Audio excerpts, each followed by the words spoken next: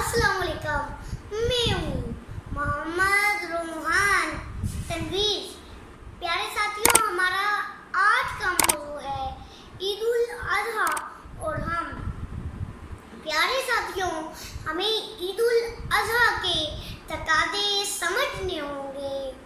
प्यारे साथियों, क्योंकि कुर्बानी का मकसद अल्लाह की रज़ा जाना, इब्राहिमी को बुझाना और शैतानी ताकतों को ग़ाइब व ख़ासिर बनाना है।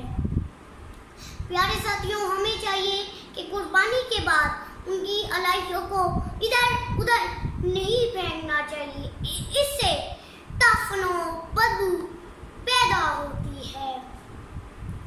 प्यारे साथियों, और दूसरी तरफ कुर्बान शुदा जानवरों की बेहुरमती होती है।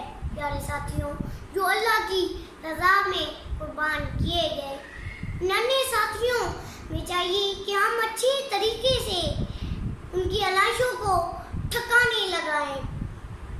प्यारे साथियों, हमें चाहिए कि हम उनको तंग ना करें और उनके कान ना खींचें। प्यारे साथियों, हमें चाहिए कि हम उनको घास या सब्जियों, फल के छिलके खिलाएं। प्यारे साथियों, बिना के चिप्स या दूसरी दुकान की अशिया खिलानी चाहिए। प्यारे साथियों, हमें चाहिए कि हम उनको बाहर सैर करवाने के लिए लेके जाएं।